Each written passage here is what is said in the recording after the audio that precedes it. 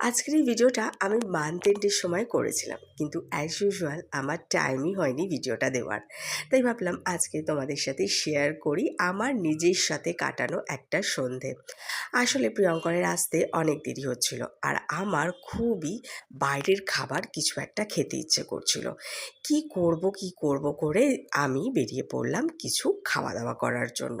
ছুটির দিন থাকলে যেরকম প্রিয়ঙ্করকে আমি বলি আমার কিছু চুটুর পুটুর খেতে ইচ্ছে করছে, আমাকে নিয়ে চলো। যেরকম আজকে খুবই চিকেন ইন্টারনেট খেতে ইচ্ছা করছিল, সেইভাবেই বেরিয়েছিলাম। কিন্তু হঠাৎ মনে পড়লো যে আজকে তো শনিবার, তাই জন্য ভেজের ওপরই চালালাম। আর খেয়ে দেই আমি একটু ফলও বাজার করে নিলাম, নিয়ে একদম বাড়ি ফিরে এলাম। প্রিয়ঙ্করের আসতে আরও অনেক দেরি ছিল, একটু রঙও কিনে নিলাম। আর তারপরে বাড়ি ফিরে এলাম, ভাবলাম আজকে একটু আলুর পরোটা বানাই। প্রিয়ঙ্করকে জিজ্ঞেস করেছিলাম যে তুমি কি কিছু খাবে, আমি কি কিছু নিয়ে আসবো? প্রিয়ঙ্কর বলল না, আজকেও কিছু খাবে না। তাই ভাবলাম ও যখন কিছু খাচ্ছেই না, একটু বাড়িতে এসে আলুর পরোটা বানাই। ও বাড়িতে এসে যখন খেতে বসবে একদম খুশি হয়ে যাবে। যদিও শুধু ওর জন্য না, আমারও আজকে খুবই আলুর পরোটা খেতে ইচ্ছে করছিল।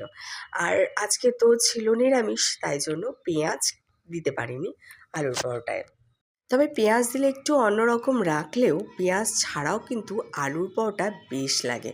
বাড়িতে অনেকটা ধনেপাতা ছিল, তাই জন্য ধনেপাতা দিয়ে কিন্তু ভালো করে আলুটা নুন দিয়ে মেখেছিলাম। আর আমি তেমন কোনোই মশলা দিইনি, মশলা ছাড়া শুধু নুন আর ধনেপাতা দিয়ে আলুটা মেখে নিয়েছিলাম। অসাধারণ একটা পুর হয়েছিল। আর আমি যেরকম আলুর পরোটা করি একদম তাতে ভরে ভরে আলু দিই। আমার বাবা যখন আলুর পরোটা করে তখন এই আলুটাকে কড়ায় একটু তেল দিয়ে নাড়াচাড়া করে নেয়, কিন্তু আমি কখনোই এটা করি না। আমি সবসময় এই আলুটা সেদ্ধ করে তার মধ্যে যা যা দেওয়ার দিয়ে ভালো করে মেখে নিয়ে একেবারেই ভাজি। এটাও কিন্তু খারাপ লাগে না খেতে, তবে বাবার আলুর পরোটাটাও বেশ লাগে খেতে। আর প্রিয়ঙ্কর আমার হাতে এই আলুর পরোটা, ছাতুর পরোটা এগুলো খেতে খুব ভালোবাসে। প্রিয়ঙ্করের আস্তে আস্তে মোটামুটি বেশ দেরি হচ্ছিল, ভাগ্যিস বাইরে গিয়ে কিছু খেয়ে এসেছিলাম, বেশ খিদে পেয়ে গেছিলো।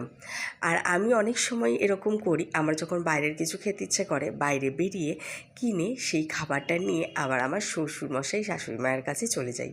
একসাথে তিনজন মিলে জমিয়ে সন্ধেবেলার খাবার খাই।